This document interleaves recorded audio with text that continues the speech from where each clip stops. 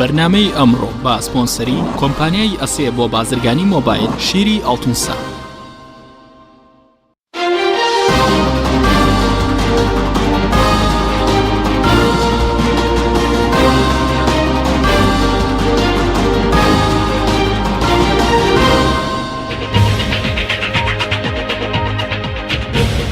بەناوی خوای گەورە سڵاوتان لێبێت بەڕێزان. لەم بەرنامەیەدا باس لە دۆخی هەرێمی کوردستان و هەڵوێستی بزوتنەوەی گۆڕان دەکەین بە میوانداری بەڕێز دکتۆر شۆڕش حاجی ئەندامی خانەی ڕاپەڕاندنی بزوتنەوەی گۆڕان. سەرەتا راپۆرتێک لەسەر جۆری سیستەمی حکومڕانی لە هەرێم دەبین، دواتر لەگەڵ میوانەکەمان درێژە بەم پرسە دەدەین. حکوومەتی هەرێم سەرەڕای شکستەکانی دەیەوێت بەردەوام بێت و ئامادەش نییە دان بە شکستەکانی دابنێت. لە وڵاتانی جیهان کاتێک حکوومەت شکست دێنێت لە ئیدارەدانی وڵات هەڵدەوەشێتەوە و کار بۆ هەڵبژاردنێکی پاک دەکرێت. با پێچەوانەوە لە هەرێمی کوردستان درێژە بە حکوومەتە شکست خواردووەکە دەدرێت و هەڵبژاردنەکانیش دوا دەخرێت. دوای ڕووداوەکانی 16 مانگی ڕابردوو کە بۆ هۆی لەدەستدانی نیوەی خاکی باشووری کوردستان و لەدەستدانی خاڵە سنووریەکان و فڕۆکەخانەکان، خەڵکی کوردستان چاوەڕێەوە بوون سەرجەم بڕیار بەدەستانی هەرێم دەست لە کار بکێشتنەوە و دان باڵەکانی خۆیان دابنێن. بەڵام بڕیار بەدەستانی هەرێم نەک ئامادە نین داوای لێبوردن بکەن، بەڵکو ئیرادەیان نییە لە ئایندەیەکی نزیکدا هەڵبژاردن بەڕێوە بچێت و گۆڕانکاری و چاکسازی لە هەرێمەکەیاندا بکرێت. حکوومەتی هەرێم کە لە ماوەی 26 ساڵی ڕابردوو کە لەلایەن پارتی وێکێتی بەڕێوە دەبرێت لەسەر جەم دۆسیەکانی خوزمەتگوزاری و ئاوەدانکردنەوە و نەوت و سەربازی و موچەی فەرمانبەران شکستی هێناوە. سەرەڕایەم شکستانەش دەیەوێت بەردەوام بێت. با بڕوای شارەزایانی بواری حکومڕانیش ئەم حکوومەتەی ئێستا ناتوانێت لە ئایندەدا سەرکەوتوو بێت، چونکە 26 ساڵ دەرفەتی لە بەردەستدا بۆ و شکستی هێناوە. ئێستاش کاتی ئەوەیە گۆڕانکاری لەم حکوومەتەدا بکرێت. لەلایەکی تریشەوە حکوومەتی هەرێم لە ماوەی 14 ساڵی ڕابردوودا لە مامەڵەکردن لەگەڵ بەغدا سەرکەوتوو نەبووە و نەیتوانیوە بستێک خاکی ناوچە دابڕێنراوەکان بگەڕێنێتەوە. ئێستاش کە بەوەی ڕیفراندۆم و خراپی دارەدان ناوچە دابڕاوەکان لەدەست دراون، ئەم حکوومەتە ناتوانێت لە گفتوگەکانیدا لەگەڵ بەغداد سەرکەوتوو بێت. بۆیە پێویستە ئەو وەفدەی بڕیارە سەردانی بەغداد بکات جارێکی دیکە و کەسانە لە خۆ نەگرێتەوە کە لە ماوەی 14 ساڵی ڕابردوودا نەیانتوانیوە هیچ بۆ خەڵکی کوردستان ئەنجام بدەن. لە سەراستی مامەڵەکردن لەگەڵ وڵاتانی دراوسێ و نێودەوڵەتیش حکوومەت شکستی هێناوە و دوای ڕیفراندۆم دەرکەوت هیچ کارێکی ئەو تۆیان لە ئاستی نێودەوڵەتی بۆ پرسی کورد ئەنجام نەداوە.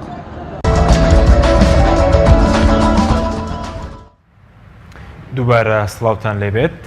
بەڕێزان. کاکتۆر بە خێر بێن، سوپاس بۆ ئامادەبوونتان. ئەگەر لە سەرەتاوە لەوە دەست پێ بکەین پرۆژەی بزوتنەوەی گۆڕان بۆ دۆخی قەیراناوی ئێستای هەرێمی کوردستان چی؟ بەڵێ، ئەگەر باز لە پرۆژە بکەین، پرۆژە زۆرە، بەڵام دواهەڵوێستی بزوتنەوەی گۆڕان لە جوواتی نیشتیمانی بڕیاری لێدراوە، ئەویش بۆیە دوای هەڵسەنگاندنێکی وردی هەلومەرجی ئەمڕۆی کوردستان و تاوتوێکردنی هەموو جەمسەرەکانی ئەم کێشەیە بزوتنەوەی گۆڕان و جوواتی نیشتیمانی بزوتنەوەی گۆڕان بۆی دەرکەوتووە جارێکی کە دەبێت جەخت لەو ڕاستی بکەینەوە کە حکوومەتی هەرێمی کوردستان و دەسەڵاتدارانی ئەم هەرێمە بە تایبەتی پارتی دیموکراتی کوردستان و یەکێتی نیشتیمانی کوردستان شکستێکی ئەوەندە گەورەیان هێناوە کە دەبێت هیچ پاساوێک نەدۆزنەوە بەڵکو دەست لە کار بچێشنەوە و حکوومەتێکی ڕزگاری نیشتیمانی کاتی لەلایەن هێز و لایەنە سیاسەکانی کوردستان جارێکی کە دروست بکرێتەوە بۆ ماوەیەکی کاتی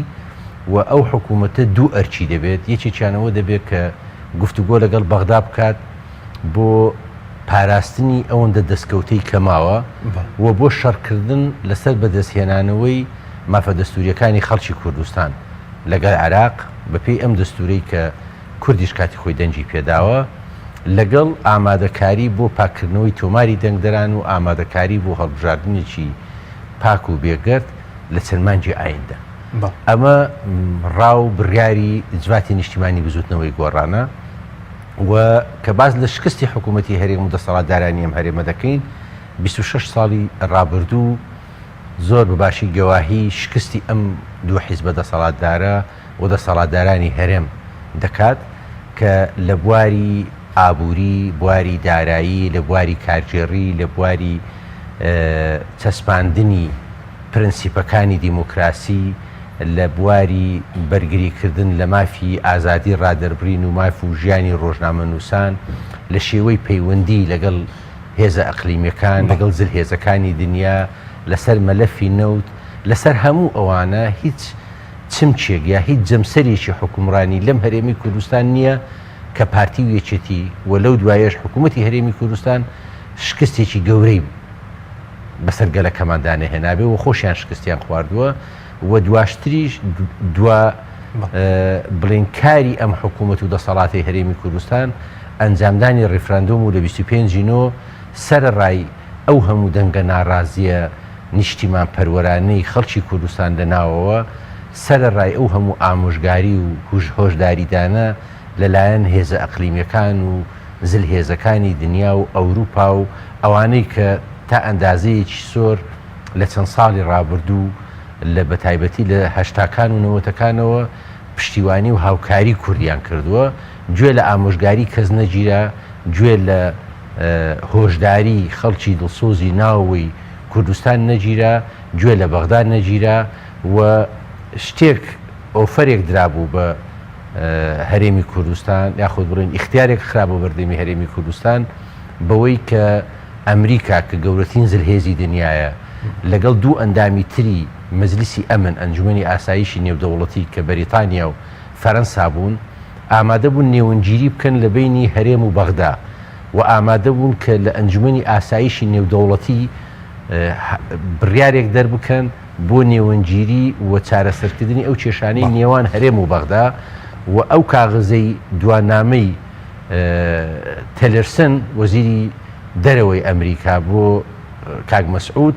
و بۆ کورد گەواهی ئەوە دەدات کە ئەمریکا بەم هەموو توانایی خۆی بەم هەموو تەسیر و کاریگەری خۆی لەسەر ڕووداوەکانی ئەم ناوچەی و ڕووداوەکانی عێراق ئامادە بوو پشتیوانی لە داخوازیەکانی خەڵکی کوردستان بکە و نێوەنگیری لە بینی هەولێر و بەغدا بکە بۆ ئەوەی ئەو کێشانە چارەسەر بکرێن و بەڵێنیان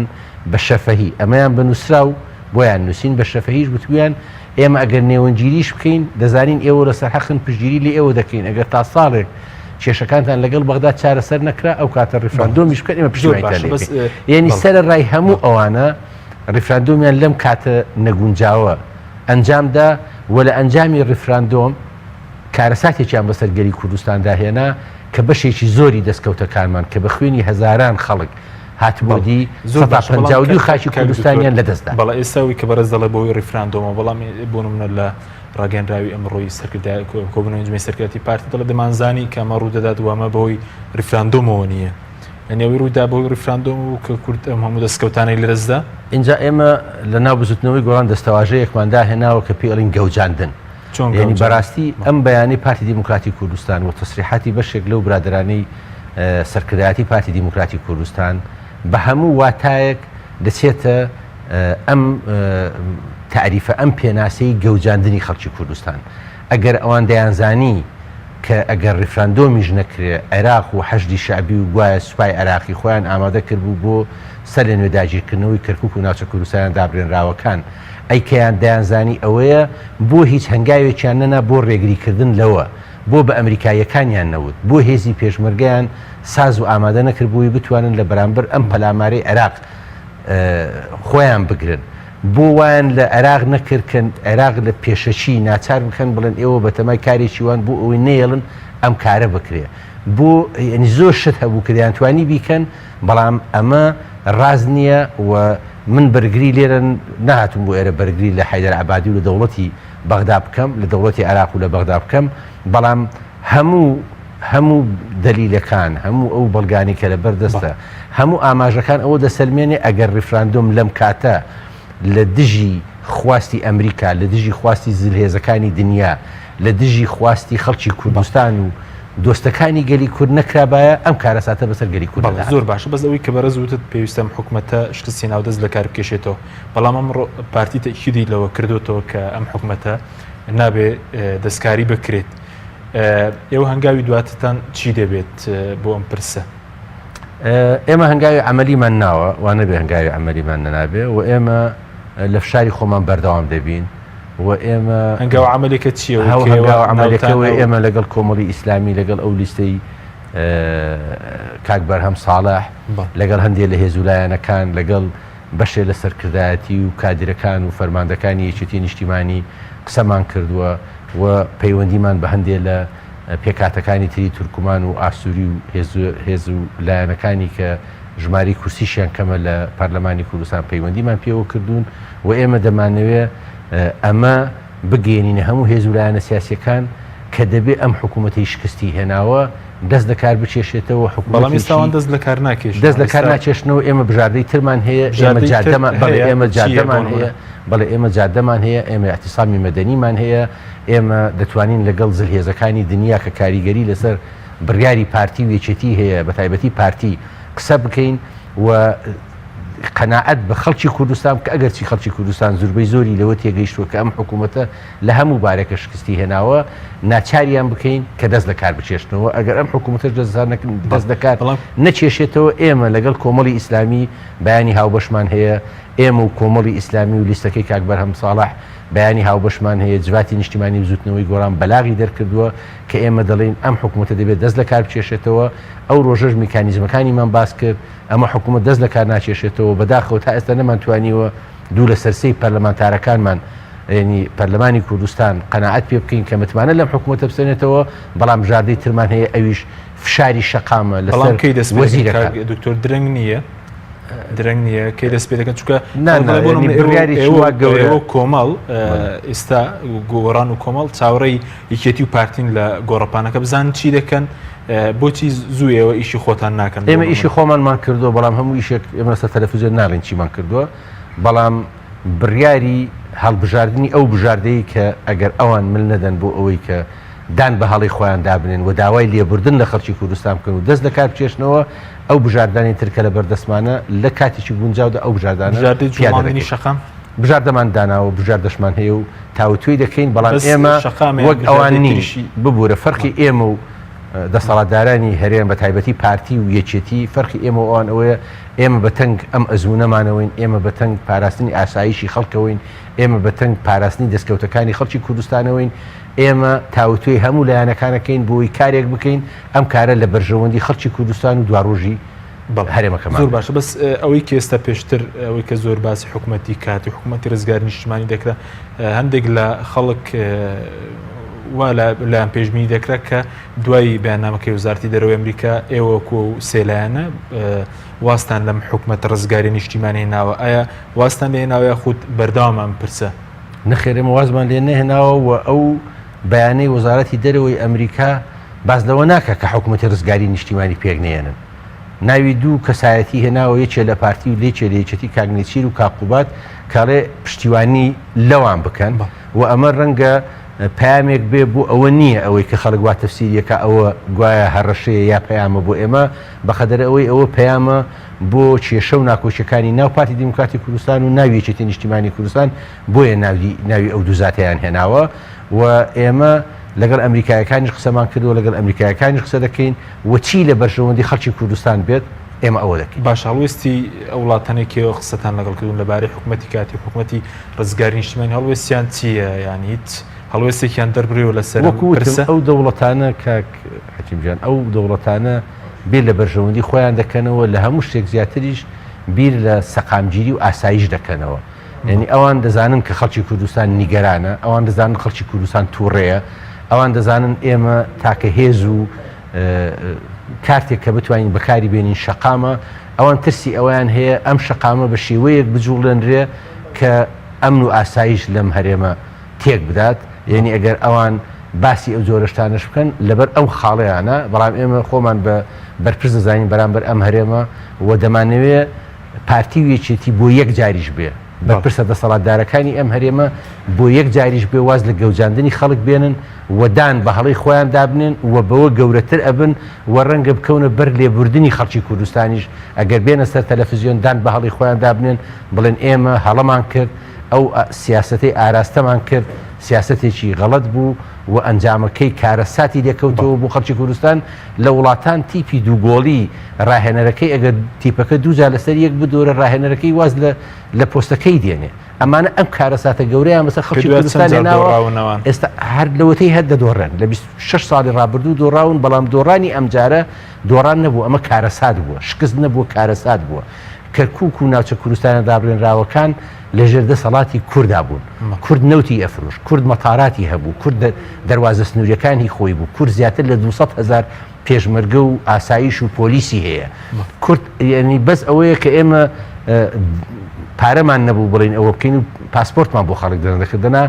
لە حەقی فیدرالی خۆمان کە لە دەستوراتوە زۆر زیاترمان هەبوو هەموو ئەوانیان لەسەر عینادی و لەسەر بڕیارێکی هەڵە بە فیرۆدا هەموو ئەو دەستکەوتانیان بە فیرۆدا و ئەم کارەساتیان بەسەر گەلی کوردستان داهێنا کە زۆر ڕەنگە خوێنی بۆ بڕێژێ فریمەسی بۆ بڕێژێ ماندووبوونی زیاترمان توش بێ بۆ ئیجارێشکە ئەم دەستکەوتانی ئەوانە دەستیان داوە بۆ خەڵکی کوردستانی بەدەستبێنینەوە بەڵێ زۆر باش بەس بەرە زووتە ئەم حکوومەتە شکستێناوە خەڵک پرسیار دەکات بۆ نمونە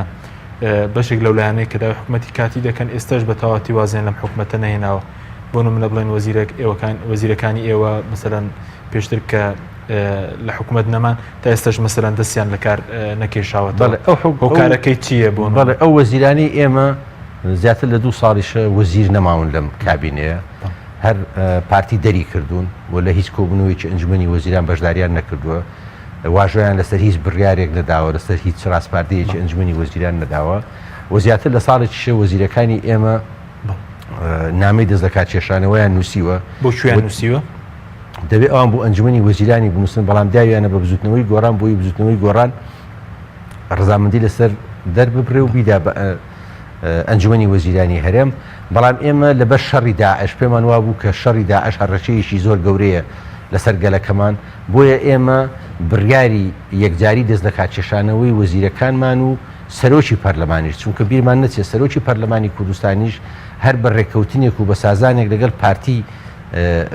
پۆستی سەرۆکی پەرلەمانی کوردستانمان بەدەستهێناوە لەگەڵ وەزیرەکانمان یعنی ئەمە یەک پاکێجە دەبێ هەمویان بەیەکەوە دەست لە کار بکێشنەوە و لەبەر هەڕەشەی داعش لەسەر ئەزمونونەکەمان و لەسەر خەڵکی کوردستان ئێمە نەمان دەویست کارێک بکەین کە هەڕەشەی زیاتر بکەوێتە سەر خەڵکی کوردستان و جەوەکە تێک بدەین بەڵام ئێستا کە داعش نەماوە ئەگەر چی کارەساتێکی گەورەتر لەوەش بەسەر گەلەکەمان داهاتووە بەڵام بە دڵنیاییەوە لە چەند ڕۆژی ئایندە ئێمە لە جواتی نیشتیمانی بزوتنەوەیان بڕیاری کۆتایی لەسەر ئەمە دەدەین کە وەزیرەکانمان دەست لە کارکێشانەوەکەیان پەسەند بکرێ و لەسەر پۆستی مامۆستای یوسفیش کە سەرۆکی پەرلەمانی کوردستان لەسەر ئەوەش بڕیاری کۆتایی بەڵێنی بریارتان نییە ئەوەی کە نێسیوان بارزانانی دوێنێ لە کۆنگڕ ڕۆژنامەوانێکە وتیمە زۆر خۆشحاڵن کە وەزیرەکانی بزنەوەی گۆڕام گەڕێنەوە بڕیار نییە بۆ گەڕانەوە بۆ حکوومەتە ئێمە بڕیاری جواتی نیشتیمانی بزوتنەوەی گۆڕانەوەیە کە دەبێت ئەم حکوومەتە دەست لە کار بکێشێتەوە و حکوومەتێکی ڕزگاری نیشتیمانی کاتی کەواتە ناگەڕێنەوە کاکتۆر بۆی ڕوون بێ بڕیاری بەڵێ بڕیاری جواتی نیشتیمانی تا ئەم لەحزەیەش کە ئێمە قسە دەکەین ئەوەیە کە دەبێت ئەم حکوومەتە شکستی ناوە دەست لە کار بکێشێتەوە حکوومەتێکی ڕزگاری نیشتیمانی بێتەدی و ئەگەر ئێوە وەکو ڕۆژنامەنووس ئەگەر دیقەت بدەن لەسەر قسەکانی کاگنێچیروانیش کاگنێچیروان نەیوتی ئێمە وەکو پارتی دیموکراتی کوردستان وتی وتی ئەگەر لە من دەپرسن من خۆم وان پێ باشە ینی کاگنێچیر وای پێ باشە بڕیاری پارتیشتێکی ترە بڕیاری قسەی کاگنێچیر بڕیاری پارتیش لەگەڵەوە دانین بستنەوەی گۆڕام گەڕێتەوە حکوومەت ڕێی فەرمی هەموو پارتی ئێمە تا ئێستا تا ئەم لەحزەیە بە فەرمی ئێستا داوا لە بستنەوەی گۆڕان نەکراوە بە شێوەیەکی فەرمی نەخە وەزیرەکانی بگەڕێنێت نەخێ تا ئێستا بە فەرمی داوا نەکراوە و بڕیاری بزوتنەوەی گۆڕانیش وەکو وتم دەست لە کارکێشانەوە ئەم حکوومەتی و بابەتێکی تر هەیە کە دەبێت خەڵکی کوردستان ئەم ڕاستی باش بزانێت یعنی ئێمە نەکات لە بەرەوەی شکستیان هێناوە دەست لە کار بکێشنەوە ئێمە لە بەر بەرژەوەندی خەڵکی کوردستان بۆ دوا ڕۆژی گەلەکەمان بۆ نەوەکانی داهاتوومان خراپە حکوومەتێک شکستی هێناوە لە بەرەکانی شەڕ دۆڕاوە هەموو بیرەنەوتەکانی تەسلیم کردووە مەتاراتی گیراوە و ڕاگیراوە مەرزە سنووریەکانی بڵین خاڵە سنووریەکانی تەسلیمی بەغدا دەکرێتەوە یعنی لەم شکستە گەورەی بەسەر هەرێمی کوردستان داهاتووە تۆ بچی لەگەڵ بەغدا گفتوگۆ بکەی عینی دەستە و دایرە عینی ئەم حکوومەتە عینی ئەو دەموچاوانی ئەم شکستیان هێن خواردووە و شکستیان بەسەر گەلەکەمان دیاهێناوە ئەوانە بچن لەگەڵ حکوومەتی بەغدا گفتوگۆ بکەن شکستێکی گەورەتر بەسەر گەلەکەمان دێنن و ئەوانە ناتوانن بچن بەرگری لە دەستکەوتەکانی خەڵکی کوردستان بکەن ئەمانە ئامادەن هەموو تەنازولێک بۆ بەغدا بکەن بۆ لە پێناوی مانەوەی خۆیان چونکە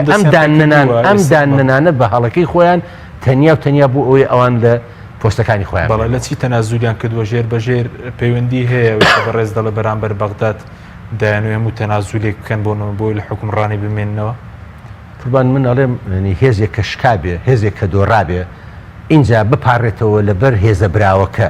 لەسەر بپارڕێتەوە لەو هێزەی کە زاڵ بۆ بەسەریدا بەس بۆ ئەوی لەگەڵیدا بنیشێ ناچێ بچێت دوێنێ لە کۆبن و لە کۆنفرانسە ڕۆژنامەکەی کاگنی سیروان و لە هەموو ئەو قسانەی کە دەکرێت ئەوان داوا لە بەغدا دەکەن کە دابنیشن لەگەڵ بەغدا بۆ چارەسەری کێشەکان بەڵام بەغدا مەرجی بەستەر هەرێمدا هەیە ئەو مەرجی مەرجەکانی خۆی بسەر بۆیە ئەم دەسەڵاتە ئەم سەرکردایەتی شکست خواردووە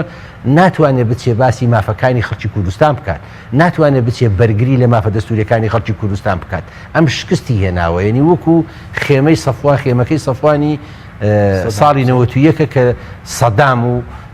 بڵین ئەمریکا و هێزە هاوپەیمانەکان سەدامیان لەکوێت دەرکرد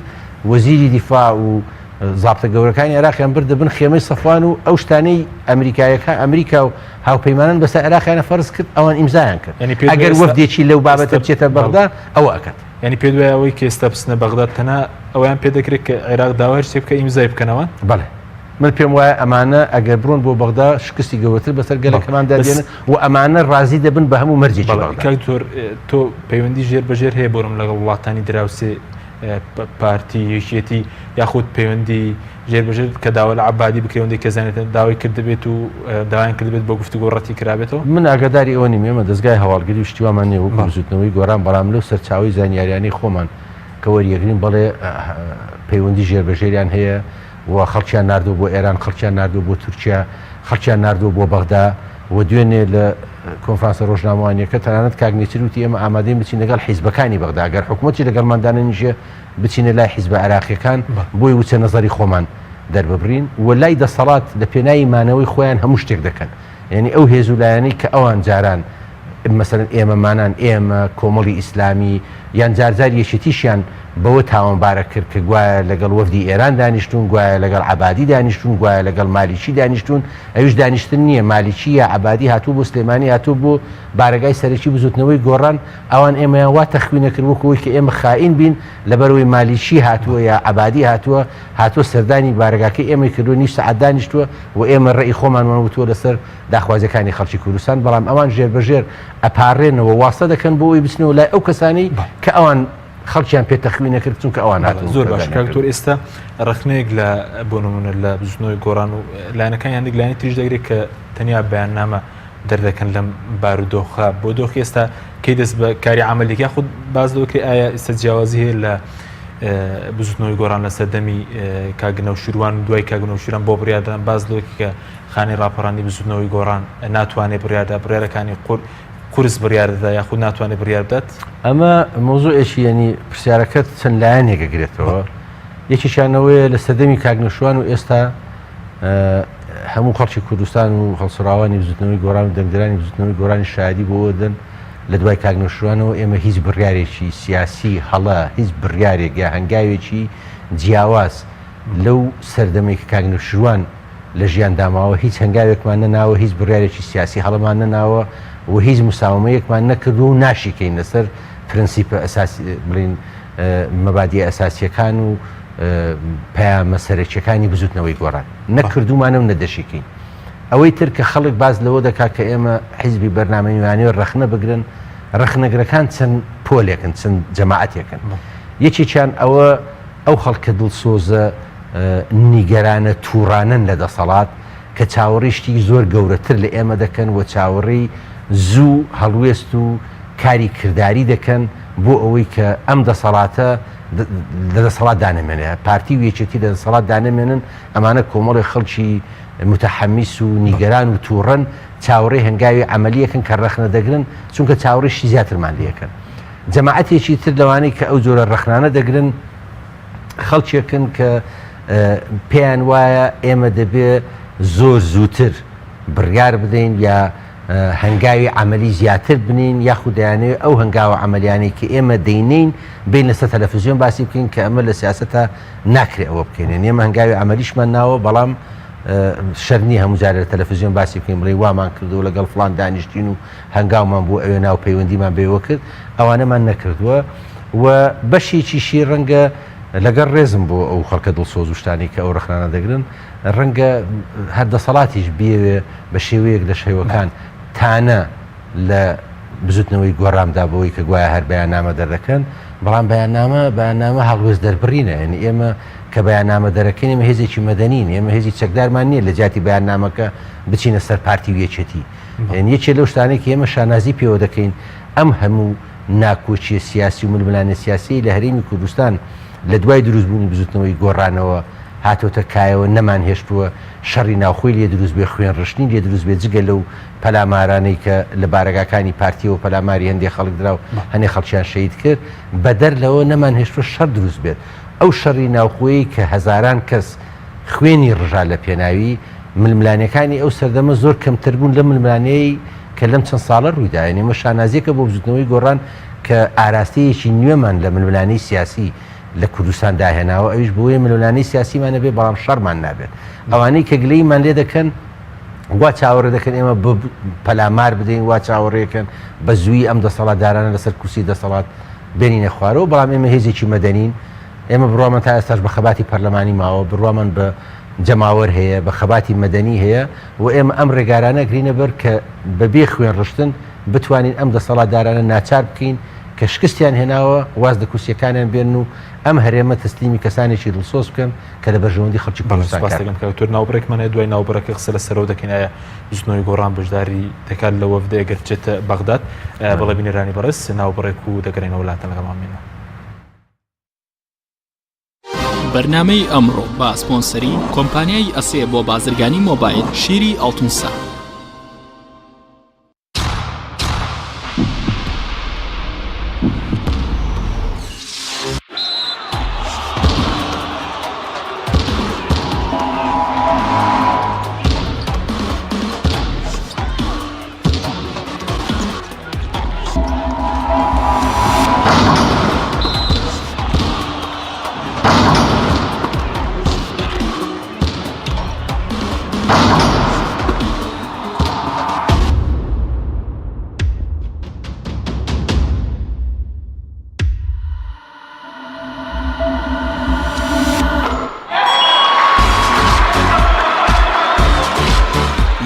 سەرکەوتنە گەورەیە تەنها شیری وشکی ئەڵتونسای تەمێکی ڕاستەقینە و 100% سروشتی نۆشی کە و هەمیشە بە بەهێزی بمێنەرەوە.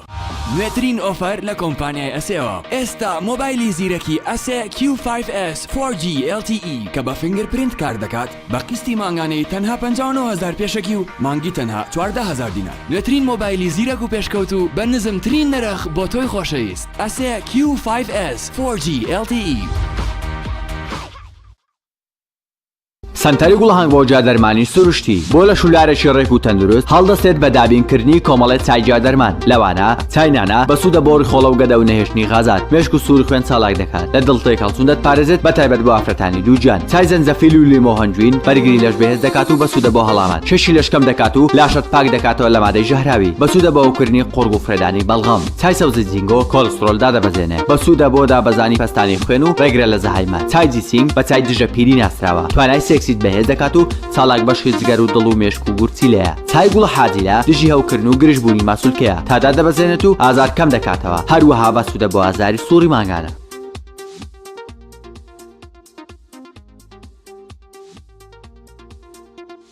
کۆمپانیای دنیا دیکۆر.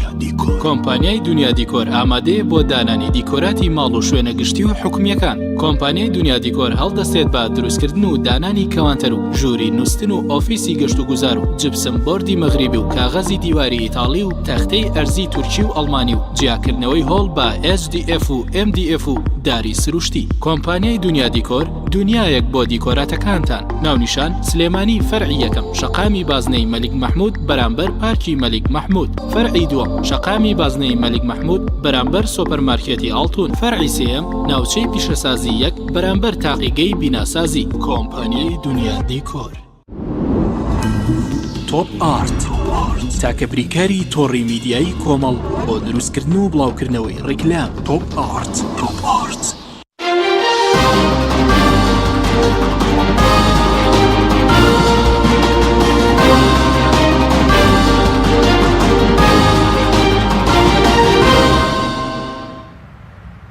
دووبارە سڵاوتان لێبێت بەڕێزان.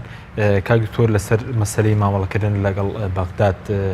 کە باز لەوە دەکەی حکوومەت هێرێم لە ماوەی ڕابردوو کۆ بۆ دوایین کۆبوونی ئەنجومەنی وەزیران باسییان لە پێکەنانی وەفدێک کردووە بۆ بەغداد. بزوتنەوەی گۆڕان پێوای دەبێت چۆن و توێژ لەگەڵ بەغداد بریە خو بەشداری ئەم وەفدە دەکات ئەگەر سەدانی بەغداد بکات؟ بەڵێ ئێمە بزوتنەوەی گۆڕان لە ساتە وەختی دروستبوونی بزوتنەوەی گۆڕانەوەیەکی لەو چمکانی کە هەمیشە جەختمان لێ کردوێتەوە ئەوە بووە کە گفتوگۆ لەگەڵ بەغدا لەگەڵ هێزە ئەقلیمیەکان لەگەڵ هەر لایەنێک ئەبێ لەلایەن لیژنەیەکەوە ئەنجومەنێکەوە کۆمیتەیەکەوە بێت کە نوێنەرایەتی ڕاستەقینەی بەرژەوەندەکانی خەڵکی کوردستان بکات. مەرجنیە ئەم وەفدی دانوستانە ئیلا دەبێت لە پارتی وێچێتی بن لەبەرەوەی خۆیان لە دەسەڵات بوون و دەسەڵاتیان لە کوردستان قۆڕەخ کردووە. ئێمە پێمان وایە وەکو لە پێشتریش ئاماژەم پێکرد ئەگەر وەفدی پارتی وێچێتی هەر ئەو دەموچاوانە ئەو کەسانی کە جاران چوون بۆ بەغدا وشکستیان هێناوە لە گفتوگۆکانیان لەگەڵ بەغدا نەیانتوانیوە هیچ کام لە کێشەکانی نێوان هەرێم و بەغدا بە شێوەیەک لە شێوەکان چارەسەر بکەن یا هەنگایە بۆ پێشەوە بیبن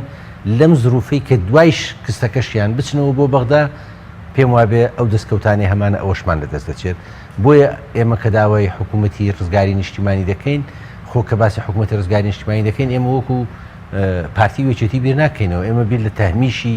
هێز و لایەنە سیاسەکانی کە ناکەین ئێمە زانین پارتی وێچێتی دوو هێزن لە هەرێمی کوردستان و قاعدەی خۆیانیان هەیە پەرلەمانیان هەیە یعنی ئەم حکوومەتی ڕزگاری نیشتیمانی کە دروست دەبێت خۆ بەلاوەنان و پراوێزکردنی 100% پارتی وێچێتی نییە بەڵام ئەم حکوومەتی ڕزگاری نیشتیمانی ئەبێ هەمومان بەیەکەوە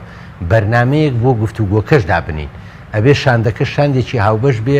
وەچی لە بەرژەوەندی خەڵکی کوردستانە ئەمانە بکەین بە خاڵی گفتوگۆ لەگەڵ بەغدا و بەهێزەوە بچین بۆ بەغدا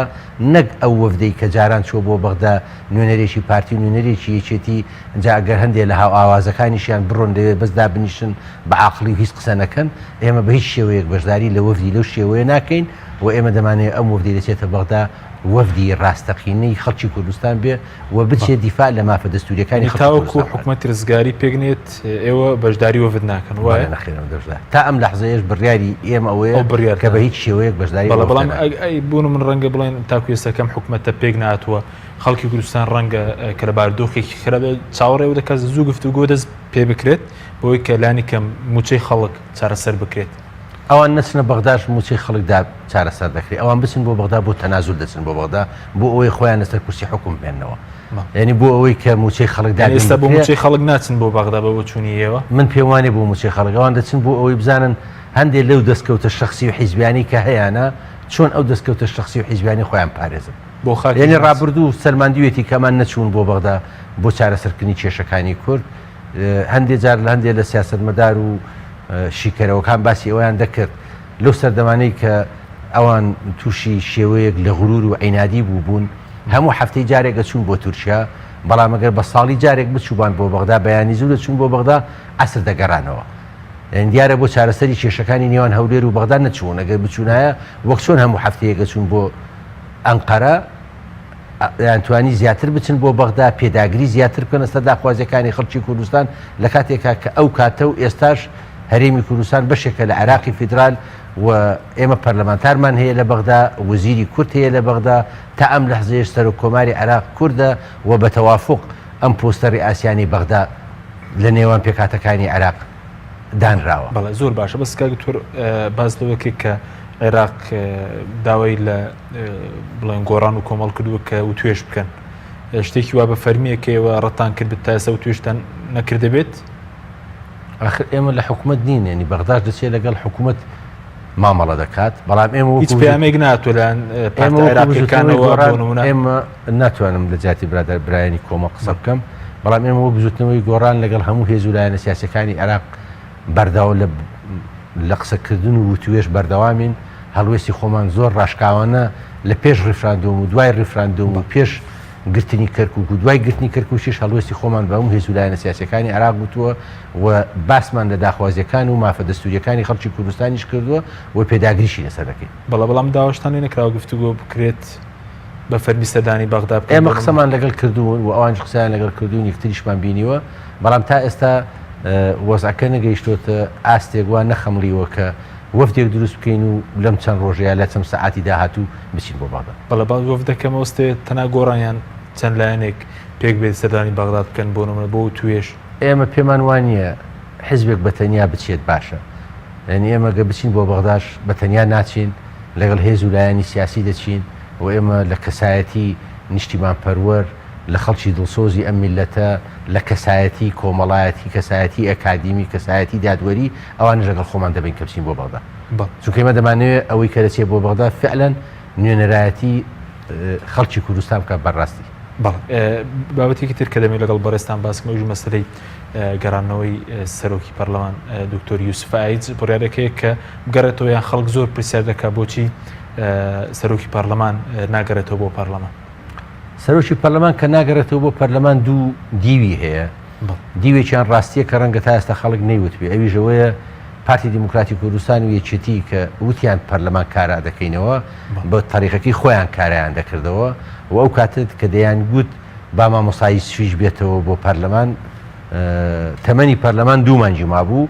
نیان شاردبەوە کە وتیانەوە مامۆستایی یوسفمان دەیە بۆی بچێتە پەرلەمان بۆ ئیقرارکردنی ڕیفراندۆم. لەبەر وێ مامۆستای یوسف لەو جەلسەیەی کە پەرلەمان بڕین ڕیفراندۆمی پێ ئیقرارکە لایەن پارتی یەکێتی و ئاوازەکانیان لە پەرلەمانی کوردستان ئێمە ئامادەی ئەو دانیشتن نەبووی مامۆستا یوسف ئامادەی ئەو دانیشتن نەبوو و پارتی تەنیا ئەوەیان پێ باش بوو مامۆستا یوسف بڕاتەوە بۆ ئەو جەلسەیە بۆ ئیقراری ڕیفراندۆم و دوای ئەوە ئەگەر ئەو ئیقراری ئەوە بکات دەتوانێت بچێتەوە. بەڵام بڕیاری گەڕانەوەی مامۆستا یوسف بۆ سەرۆکایەتی پەرلەمان ئەوە بڕیارێکە پەیوەندی بە بزوتنەوەی گۆڕانەوە هەیە و ئێمە نامانێت ئێستا وەکوەوەی کە بڕیارتە نەداوە بڕیارمان نەداوە مامۆستا یوسف بچێتەوە وەکو سەرۆکی پەرلەمان دەست بەکار بێت، چونکە ئێمە نامانەوێت لە ژێر سایەی سەرۆکایەتی مامۆستا یوسف بۆ پەرلەمان پارتی و یەکێتی و هاوازەکانیان ئێتیفاق بکەن چەند بڕیارێک یا یاسایەک دەربکەن کە لە بەرژەوەندی خەڵکی کوردستاندانە. بەڵێ باز لەوەکی کە لەوانەیە دەست لە کار بکەشێتەوە سەرۆکی پەرلەمان شتێکی لەم شێوەیە هەیە. ئاگاداری ئەوە نیم، من ئاگاداری ئەوە نیم کە مامۆستا یوسف دەست دەکات. بەڵام ئەگەر نەشگەڕێتەوە ینی ئەی چی دەکات بۆ نمونە وەکو پێم وتی ئێمە لە کۆبوونەوەی داهاتووی جواتی نیشتیمانی بڕیار لەسەر ئەوە دەدەین کە دەست لە کارکێشانەوەی وەزیرەکانمان کە زیاتر لە ساڵێک کە تەسلیمیان کردوین بڕیار لەسەرەوە دەین، بەڵام هی ئەوانیش ڕەنگە هەر بەسرا بێتەوە بە پێگەی مامۆستا یوسف و بڕیار لەسەر ڕۆیشتنەوە یان ڕۆشنەوە. ئەمە کەی دەکرێت ینی تاوی وەزیرەکان دەست لە کار دەکێشنەوە ئەم کۆبوونەوەی کەی دەکرێت لە چەند ڕۆژی ئایندە کۆبوونەوەیکی جواتی نیشتیمانی دەکەن هەر دەست لە کار بکەشنەوە یاخۆت ناتوانم من پێش بڕیاری جواتی نیشتیمانی بزوتنەوەی گۆڕان بکەم ئەوان کرد لە جواتی نیشتیمانی بڕیارماندا ئەو بڕیاری بۆ فراکسیۆنی بزوتنەوەی گۆڕان لە پەرلەمان ئەوان بەرداوام دەبن لە کارەکانیان. بەڵێ ئێمە فراکسیۆنەکەمان خۆیان بڕیاریان داوە پرسیامە بزوتنەوەی گۆڕانیش کردووە لەو ڕۆژە وتیان ئێمە دەچین بۆی هەڵوێستی خۆمان لە ناو پەرلەمانەوە بڵین نەک لە دەرەوەی پەرلەمان و فعلەن چوشن لەوێ هەڵوێستی خۆیان زۆر جامێرانە لە ناو هۆڵی پەرلەمان. بەڵێ بەسکای تور زانەیەکی ڕۆژنامەوان هەبوو کە باز دەکە کە نێسیمان بارزانی پەیوەندی بێەوە کردووە وتوێتی باجارێ دکتۆر یوسف نەگەڕێتەوە. شتێکی لەم شێوەیە هەبووە کە بەتابەتی دوای ئەو ئاڵۆزانی کە لە دانیشتنی ڕابردووی پەرلەمان دروست بوو. وەکووتم من ئاگاداری ئەو پەیوەندی تەلەفۆنی نیم لە بینی کاگنێچیروان یا هەر هاوڕێیەکی تری بزوتنەوەی گۆڕان، بەڵام من باسم کرد کە پارتی بەوە رازی دەبوو کە مامۆستا یوسف بچێتەوە سەرۆکایەتی پەرلەمان بکە بۆ ئەوەی ئیقراری ئەو بڕیارە شکست خواردووی ڕیفراندۆم بکات لە 25 بەڵێ سەبارەت بە پارێزگاری سلێمانی دکتۆر هەواڵ دەبێت بە پارێزگاری سلێمانی دکتۆر هەواڵ بە بڕیاری ئەنجومەنی پارێزگای سلێمانی و بە ئیستیحقاقی انتخابی بزوتنەوەی گۆڕان ئەبوایە ساڵێک پێشێستا 2 ساڵ و نیوە پێشێستا پارێزگار بووایە. ئەوەندەی من ئاگادار بوون چەند ڕۆژی ڕابردوو ئەنجومەنی پارێزگا جارێکی کە نامەکەیان نردووە بۆ وەزارەتی ناوخۆ و وەزیری ناوخۆش کاک کەریم سنجاری واژۆی لەسەر کردو نردووتی بۆ ئەنجومەنی وەزیران چاوەڕێی ئەوەین کە ئەنجومەنی وەزیران بڕیار لەسەر دەست بەکاربوونی پێشبینی دەکەن لە هەفتەی داهاتوو دەست بەکار بێت. من پێم وایە ئەگەر تەگەرەیەک یا بڕیارێکی سیاسی لەبارەوە نەدرێت ئەمە هەر مەسەلەیەکی ڕۆتینە کە ئەم دەرچووە ئەنجومەنی پارێزگا پێشنیاری کردو بڕیاری لێدراوە لێداوە نردوێتی بۆ وەزیری ناخۆ وەزیری ناخۆش واژۆی کردو یعنی هەر مەسلەیەکی ڕۆتینی کە دەبێت ئەنجومەنی وەزارەتی بەس ئەم پۆستانەیە کە وەرتان نەگرت یاخود پۆستی تریش لە داهاتوو بۆنە کە مافی خۆتان بۆ بەرکەوت یا بژاردن لە سنووری پارێزی سلێمانی و ئیدارەگەریمان ڕاپەڕین وەرەگرن بەڵێ دەبێ وەری بگرین بەڵێ ئەمە هیچ چاوڵێکێ بۆ پۆستەکانی تریش بۆ نمونە بەڵێ ئەمە حەقی خۆمانە و ئەمە حکوومەتی خۆجیە لە سلێمانی و ئەمە حەقی ئیستیحقاقی انتخابی و زوتنەوەی گۆڕانە بەڵێ داوای هەموو پۆستەکانمانەکەین وەریەگرین بەڵێ زۆر باشە دەمەوێت ڕای ئێوەش لەسەر مەسلەی بودجێ عێراق و ئێستا هەوڵێکەیە کە باز لەو دەکەین مامەڵە لەگەڵ پارێزگەکانی هەرێمی کوردستان بکرێ نەک لەگەڵ حکوومەت ڕایەوە لەسەرمە چییە ئەگەر بۆ باشکردنی دۆخی خەڵک بێت بەڵێ ئێمە وەک بزوتنەوەی گۆڕان بە هیچ شێوەیەک لەگەڵ ئەوە نین مامەڵەی بەغدا لەگەڵ پارێزگاکانی هەرێمی کوردستان بێت ئێمە لەگەڵ ئەوەین کە دەبێت ئەم قەوارە سیاسی هەرێمی کوردستان کە لە دستوری عێراق دانی پیانراوە ئەم قەوارە سیاسی وەکو خۆی بمێنێتەوە و ئێمە پێداگری لەسەرەوە دەکەین کە ئەمە مافێکی دەستوری خەڵکی کوردستانە و هەر کەسێک هەر هێزولایەنێکی سیاسی لە عێراق هەر دامزراوەیەکی حکومی لە عێراق بەدەر لە ناوهێنانی ئەم هەرێمەی ئێمە بە هەرێمی کوردستان ئێمە دژی دەوەستینەوە و ئەمە نەزعەیەکی شۆڤینی دژ بە داخوازەکانی خەڵکی کوردستانە بە هیچ شێوەیەک ئێمە نە لەگەڵین و نەخوبڵیشەکەی بەڵام ئەگەر بۆ چارەسەری موچەش بێەوە لەگەڵین بۆ نمونە چارەسەری موچەش ئەمە ئەبێت لە بینی ئەم حکوومەتە ئینتیقالی کە دروست دەبێت لەگەڵ حکوومەتی بەغدا تەنسیق بکەن بۆ ئەوەی کێشەی گەورەی ئێستا ئەو تەزەخومە زۆرەیە لە ژمارەی موچەخۆر لە هەرێمی کوردستان لەگەڵ ژمارەی پێشمەگە کە دیسان ئەمەش شکستێکی تری پارتی و یەکێتیە لە 26 ساڵی ڕابردوو بۆ ڕازیکردنی خەڵک بۆ شکاندنی کەسایەتی تاچی کورد لە بری ئەوەی ئەم تاکە کەسە بچێت لە کارگەیەک لە گوندێک لە مەزرعەیەک لە شوێنێک کار بکات کردویانە بە موچەخۆر بۆ ئەوەی لە کاتی دەنگدان بەکاری بێنن لە دژی ئیرادە و کەسایەتی ئەو کەسە ئەمە یەکێکە لە کێشەکانی نێوان هەرێم و بەغدا کە ژمارەی موچەخۆر و فەرمانبەرانی هەرێمی کوردستان چەندی ڕاستە و چەندی ناڕاستە زیاتر لە 1,200,000 موچەخۆرە کە بەغدادانی پیانانێت زائیدەن ئەوەی هێزی پێشمەرگەی کوردستانیش بەڵام ئێمە پێداگری لەسەرەوە دەکەین کە ئەو پشتی هەرێمی کوردستان لە بودجەی ئیتیحادی 2010 ئەبێ بێت وەکو هەرێمی کوردستان بەڵام ناو هەرێمی کوردستانیش بە شێوەیەکی دادپەروەرانە دابەش بکرێ و ئەو قسەی ئەو دەنگۆیش کە بڵاو بۆتەوە گوایە باس لەوە دەکرێت کە بودجەی سلێمانی بەتەنیا بێت و ئێمە داوەشتی وامان کرد ئەمە هەروانیە بەڵام ئەنجومەنی پارێزگا باسی شتێکی کردووە کە ئەمە پەیوەندی بە بودجەوە نییە شتێکە پێڵەنی تەنمەی ئەقالیمێنی بودجەی تەنمەی ئەقالیم کە لە ئی پارێزگاکان لە عێراقی شەروایە لێرەش جارانی شەروا بووە هەر پارێزگایە بە پێی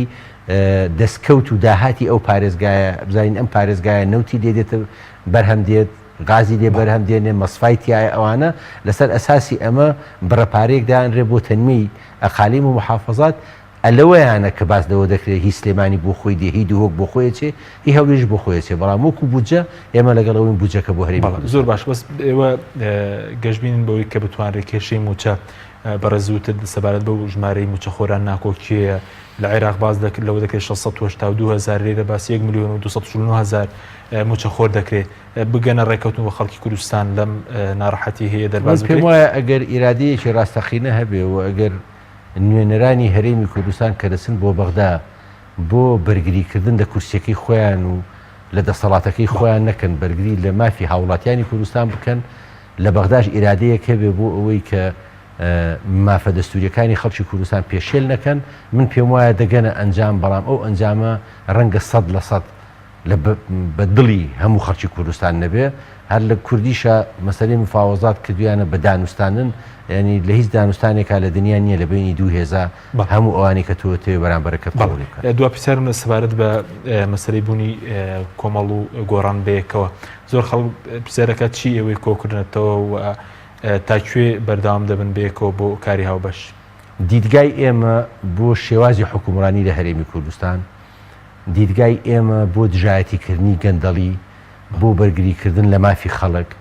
بۆ کۆتایی هێنان بە قۆرخکاری و دەستێوەردانی حیزب لە هەموو کایە و جونگەکانی ژیان